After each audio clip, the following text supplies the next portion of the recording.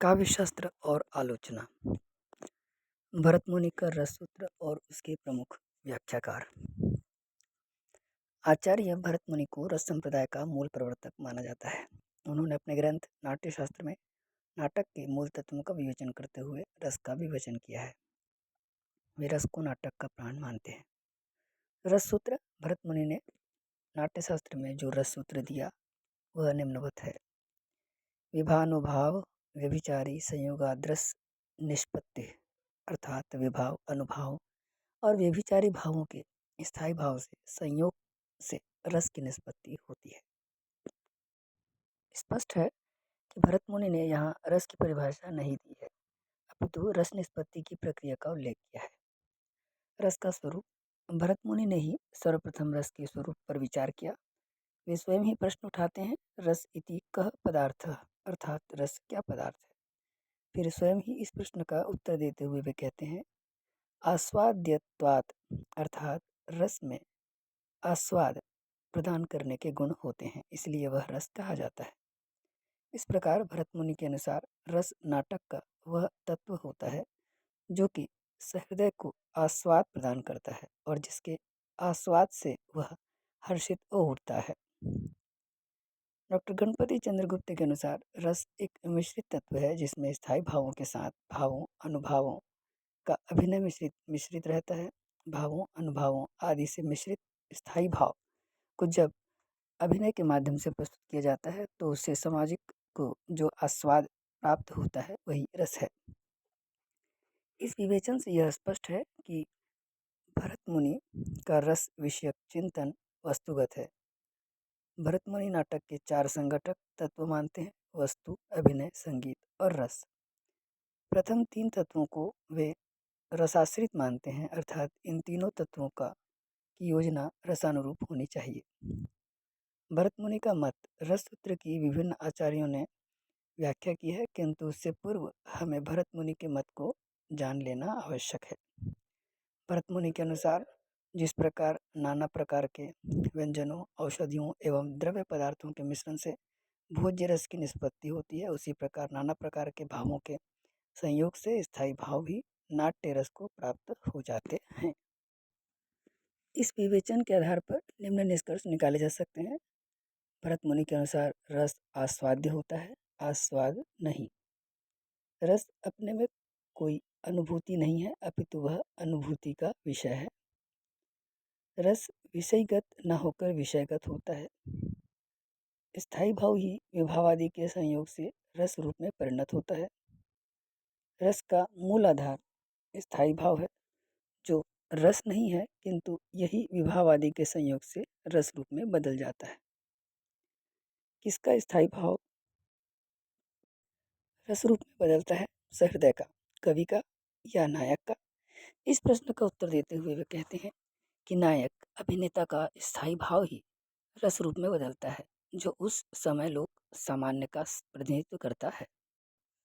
सहृदय रस का आस्वाद हर्ष आदि के रूप में करता है। भरत मुनि रस की व्याख्या विषयगत रूप में करते हैं, विषयगत रूप में नहीं। रस सूत्र की व्याख्याता आचार्य भरत मुनि के रस सूत्र में संयोग और निष्पत्ति शब्द की व्याख्या अपेक्षित थी। इस रस सूत्र के प्रमुख व्याख्याता आचार्य 4 हैं, जिनके नाम और मत इस प्रकार हैं: भट्ट लोलट, आचार्य शंकुक, भट्ट नायक, आचार्य अभिनवगुप्त। भट्ट लोलट का मत उत्पत्तिवाद या आरोपवाद कहा जाता है। आचार्य शंकुक का मत अनुमितिवाद कहा जाता है। भट्ट नायक के मत को भुक्तिवाद या भोगवाद कहा जाता है। अभिनवगुप्त के मत को अभिव्यक्तिवाद कहा जाता है। भट्ट लोलट का उत्पत्तिवाद। रस सूत्र के प्रथम व्याख्याता आचार्य भट्ट लोलट हैं। इनके मत के अन्य नाम हैं उपचयवाद, आरोपवाद। भट्ट लोलट के अनुसार रस की उत्पत्ति होती है। उत्पत्ति के लिए कारण, कार्य, सहकारी कारण, उपकरण से उत्पत्ति संभव होती है। स्थायी भाव ही परिपक्वता को प्राप्त होकर रस कहलाते हैं। विभाव, अनुभाव एवं संचारी भावों के संयोग से स्थायी भाव उपचित परिपक्व होकर रस कहलाते हैं। रस अनुकार्य में होता है, अर्थात रस मूलतः अनुकार्य राम आदि मूल पात्रों में रहता है, पर दर्शक अभिनेताओं पर राम आदि का आरोप कर लेता है। अतः अभिनेता नायक में भी गौण रूप से रस रहता है। इसी कारण लोलट के मत को आरोपवाद भी कहा जाता है। संयोग एक मिश्रित प्रक्रिया है। मम्मट ने भट्ट लोलट के मत की व्याख्या करते हुए कहा है कि विभाव और स्थायी भाव के बीच जनक जन्य संबंध होता है। अनुभावों एवं स्थायी भाव के बीच गमक गम्य संबंध होता है। संचारी भाव एवं स्थायी भाव के बीच पोषक पोष्य संबंध होता है। संयोग का अर्थ है उत्पाद्य उत्पादक संबंध। भट्ट लोलट के अनुसार निष्पत्ति का अर्थ है उत्पत्ति। भट्ट लोलट के मत की आलोचना करते हुए कहा गया है कि रस निष्पत्ति में वे सहृदय का कहीं उल्लेख नहीं करते। वास्तविकता यह है कि उन्होंने सहृदय का उल्लेख तो नहीं किया, किंतु उनका अभिप्राय यही था कि सहृदय की ही राम आदि का अभिनय करने वाले पात्रों में मूल पात्रों का आरोप करता है और फिर इसी आरोपित पात्र में रस की प्रतीति करता हुआ स्वयं भी रसानुभूति करता है। किंतु यह संभव नहीं लगता, क्योंकि रस ज्ञानगम्य न होकर आस्वादनीय होता है। जब तक रति भाव की अनुभूति हृदय में नहीं होगी, तब तक वह श्रृंगार रस की अनुभूति किसी अन्य को देखकर नहीं कर सकता। आचार्य शंकुक का अनुमितिवाद। रससूत्र की दूसरे व्याख्याता आचार्य शंकुक हैं। उन्होंने रससूत्र की व्याख्या अनुमान प्रमाण के आधार पर की है। शंकुक के मत का सार इस प्रकार है। शंकुक के अनुसार सहृदय नट पर राम आदि पात्रों का आरोप नहीं करता, अपितु अनुमान कर लेता है, इसलिए उनका मत अनुमितिवाद कहा जाता है। न्यायशास्त्र के अनुसार प्रतीति 4 प्रकार की होती है। यथा राम को राम समझना सम्यक प्रतीति, राम है अथवा राम नहीं है संशयात्मक प्रतीति, राम को कुछ अन्य समझना मिथ्या प्रतीति, राम जैसा है सादृश्य प्रतीति। चित्र तुरंग ज्ञान चारों प्रतीतियों से भिन्न होता है। चित्र में बने घोड़े को देखकर यह कहना कि यह घोड़ा है चित्र तुरंग ज्ञान कहलाता है। इसी के आधार पर दर्शक अभिनेता पर राम की प्रतीति कर लेता है। नट की अभिनय कुशलता के कारण इसी अनुमान किए गए पात्र में रति आदि भावों का भी अनुमोदन कर लेता है। इस विलक्षण अनुमान को कला प्रतीति कहा जा सकता है।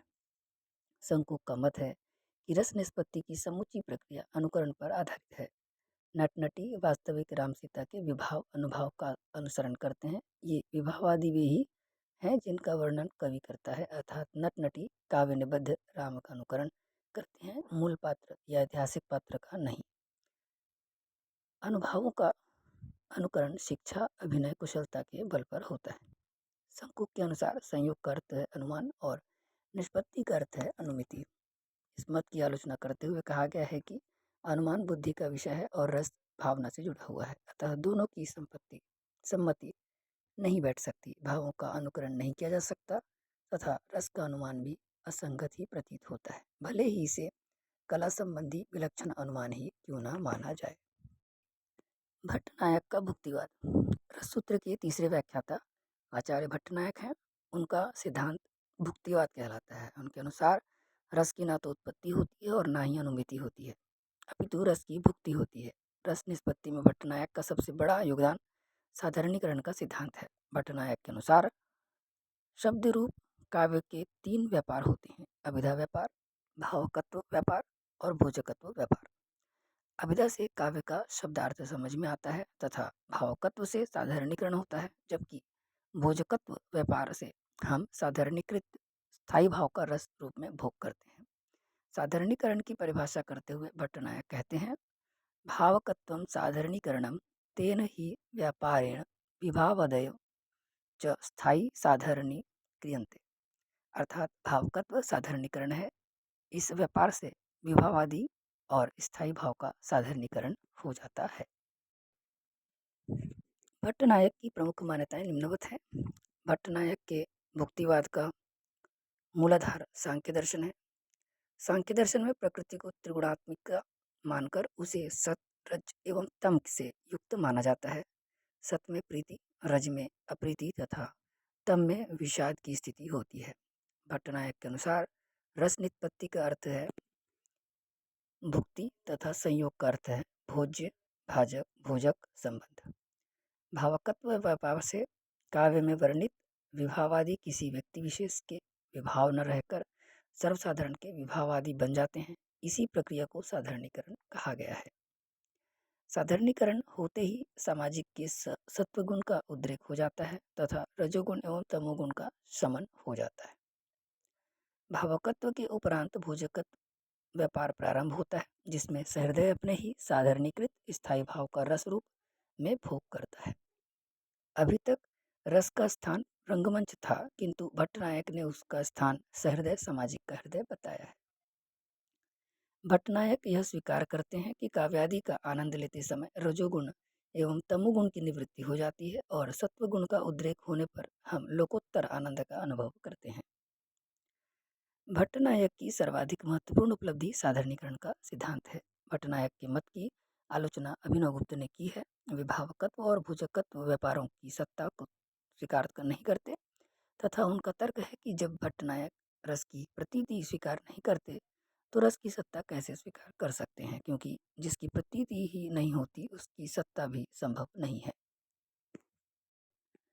अभिनवगुप्त का अभिव्यक्तिवाद। रस सूत्र के चौथे व्याख्याता आचार्य अभिनवगुप्त हैं। उनके अनुसार रस की ना तो उत्पत्ति होती है, ना अनुमिति होती है और ना ही भुक्ति होती है, अपितु रस की अभिव्यक्ति होती है।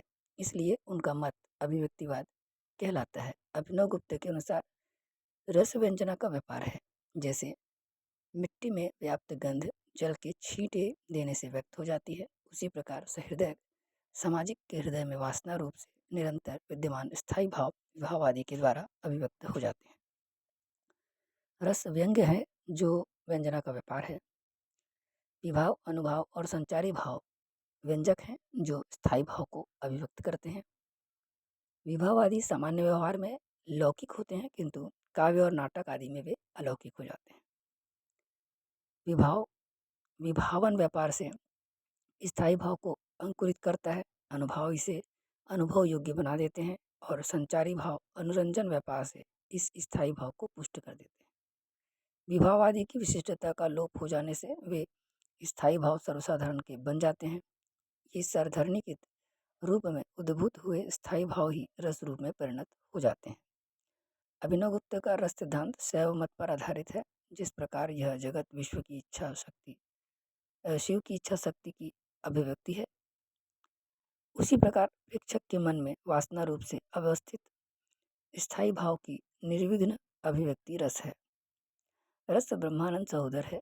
रस का आस्वादन एक विलक्षण और लोकातीत अनुभव है। अभिनवगुप्त की व्याख्या में रस की सत्ता आत्मगत मानी गई है।